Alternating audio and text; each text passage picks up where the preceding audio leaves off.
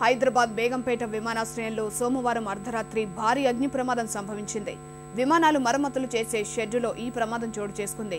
Rajiv Gandhi aviation అకాడమీకి చెందిన 2 chartered విమానాలు పూర్తిగా దగ్ధమైపోయాయి.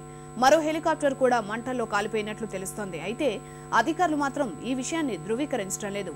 ప్రమాదానికి గల కారణాలపై విమానాశ్రయ అధికారులు విచారణ జరుపుతున్నారు. నష్టం మాత్రం కోట్లలో ఉంటుందని భావిస్తున్నారు.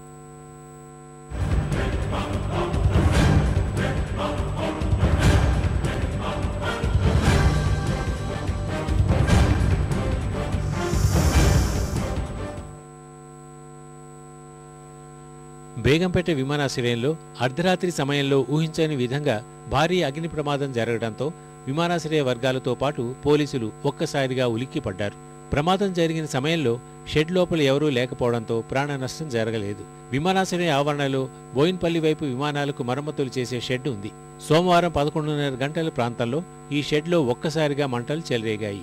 మంటలు చెలరేగిన సమయంలో భారీగా శబ్దం వచ్చినట్టు స్థానికులు చెప్తున్నారు.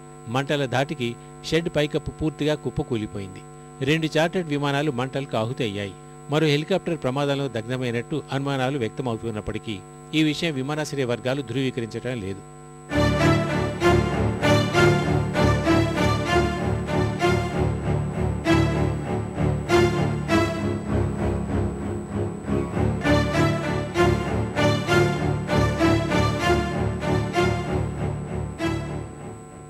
ప్రమాదం గురించి సమాచారం అందుకున్న అగ్నిమాపక శాఖ అధికారులు హుటాహుటిన విమానాశ్రయానికి చేరుకుని మంటల్ని అదుపు చేసే ప్రయత్నం చేశారు.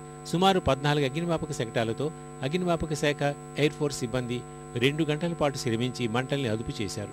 ఎయిర్ ఫోర్స్ అగ్నిమాపక శకటాలు మంటలు త్వరితగతిన అదుపు చేసేందుకు ప్రత్యేక ఫోమ్ను వినియోగించారు. గోడౌన్ అని మాకు ఇన్ఫర్మేషన్ వచ్చింది. దాదాపు మా స్టేట్ ఫైర్ డిపార్ట్మెంట్ నుండి 10 వెహికల్స్ ప్లస్ 3-4 బండ్లు అయితే హకీంపేట్ ఎయిర్ ఫోర్స్ స్టేషన్ వచ్చి ఫైర్ని కాంబాట్ చేసాము. ఆల్మోస్ట్ 2 అవర్స్లో ఫైర్ మొత్తం కంప్లీట్గా కంట్రోల్ చేసుకున్నాము. అది ఇంకా అంచనా వేయలేదు మనం ఆస్తి నష్టము. ఇది ఏపీ ఫ్లయింగ్ క్లబ్కి సంబంధించిన హ్యాంగర్. ఈ ఘటనలో విమానాశ్రయ అధికారుల నిర్లక్ష్యం కొట్టొచ్చినట్టు కనిపిస్తోంది.